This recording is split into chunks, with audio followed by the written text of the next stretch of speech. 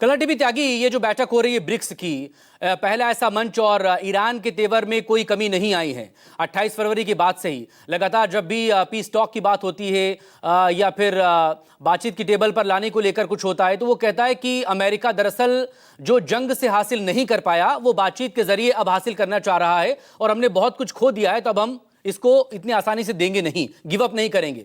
लेकिन जो मौजूदा हालात इस वक्त बने हुए हैं, खासतौर पर होर्मुज संकट और होर्मुज की वजह से पूरी दुनिया में जो एनर्जी क्राइसिस एक खड़ा हुआ है, अब हमारे यहाँ भी किस तरह के हालात को लेकर खुद प्रधानमंत्री की तरफ से अपील की गई है, भी किसी से छिपा नहीं है। अब बहुत क्या एकदम बहुत वर्स्ट कंडीशन या सिचुएशन में एंटर कर जाएंगे हम अगर अभी इस वक्त में इस संकट को नहीं सुलझाया गया तो। सर मैं इस पर कमेंट लूंगा आपसे, लेकिन एक बड़ी खबर मैं जरूर आपको बता दूं आगे बढ़ने से पहले।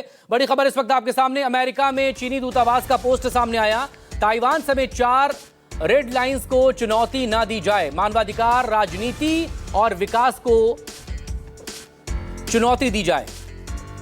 ये जो ताइवान को लेकर कहा है, जिनपिंग की तरफ से भी हालांकि कहा गया था कि ताइवान मुद्दा गलत तरीके से संभाला तो रिश्ते खतरनाक मोड़ पर पहुंच सकते हैं। तो ताइवान समेत 4 रेड लाइंस को चुनौती ना दी जाए।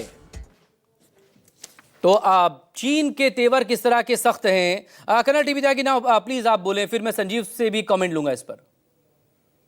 जी, सबसे पहले तो जो ब्रिक्स की मीटिंग हिंदुस्तान में नई दिल्ली में हो रही है, इससे पहले अप्रैल के महीने में डिप्टी फॉरेन मिनिस्टर्स की मीटिंग हुई थी। और जब डिप्टी फॉरेन मिनिस्टर्स की मीटिंग हुई तो उसमें यूएई और ईरान एक दूसरे के सामने आ गए और नतीजा ये निकला कि कोई जॉइंट स्टेटमेंट नहीं आया सामने। बिल्कुल। इस बार सऊदी अरबिया भी साथ में है, तो मुझे लगता है कि किसी एक जॉइंट स्टेटमेंट के ऊपर आना इस बार भी मुश्किल होगा।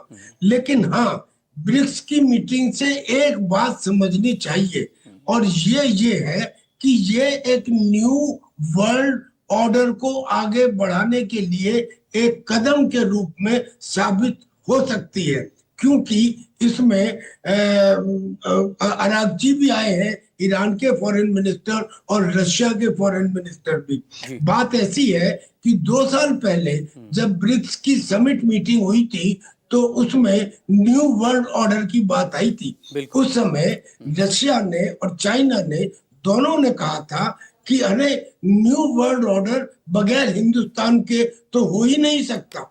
इतनी बड़ी डेमोक्रेसी और इतनी बड़ी कंट्री।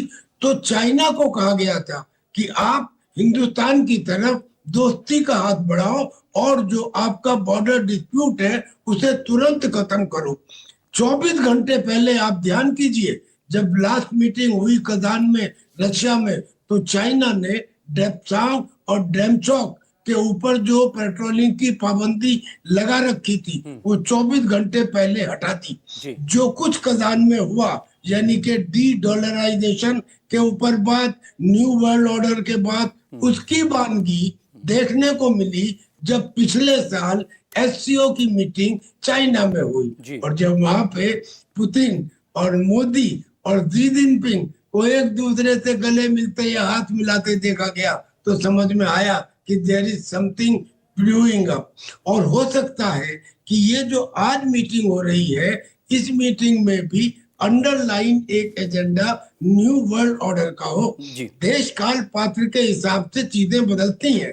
हिंदुस्तान के लोगों को समझ में आ गया है कि अमेरिका के ऊपर विश्वास नहीं किया जा सकता। अमेरिका कभी तो बोलता है कि नर्क है हिंदुस्तान और कभी बोलता है कि हिंदुस्तान के हमने इतने सारे जहाज मार दिए थे या हमने वो करा दिया था सीज फायर। यानी कि हिंदुस्तान को पाकिस्तान के मुकाबले बैड लाइट में दिखाना, और ऐसा एक दफा नहीं, ऐसा 20 दफे हो चुका है। बहुत मुमकिन है, आज बेशक लगता हो कि ये थोड़ा ऐसा कैसे हो सकता है, लेकिन बहुत मुमकिन है इस चेंजिंग वर्ल्ड में आने वाले समय में एक तो आरआईसी यानी कि रशिया, इंडिया और चाइना और प्लस ईरान, ये सब मिलके एक नए वर्ल्ड ऑर्डर की भी बुनियाद रख दें, ऐसा हो सकता है। और अमेरिका अपने फायदे के लिए किस हद तक जा सकता है किसी से छिपा नहीं है। जब एक वक्त में ब्रिक्स बना था तो उसने क्वाड लाकर खड़ा करने की कोशिश की, भारत को भी उसमें हिस्सेदार बनाया ताकि चाइना की घेराबंदी हो सके। लेकिन उसके बाद आज खुद डोनाल्ड ट्रंप कैसे वहां पर गए 2 दिनों के लिए, अपने तमाम जो टॉप कंपनीज के सीईओ को लेकर वहां पर, टिम कुक से लेकर वहां पर सब लोग वहां पर पहुंचे हुए हैं, इलॉन मस्क तक। ठीक है।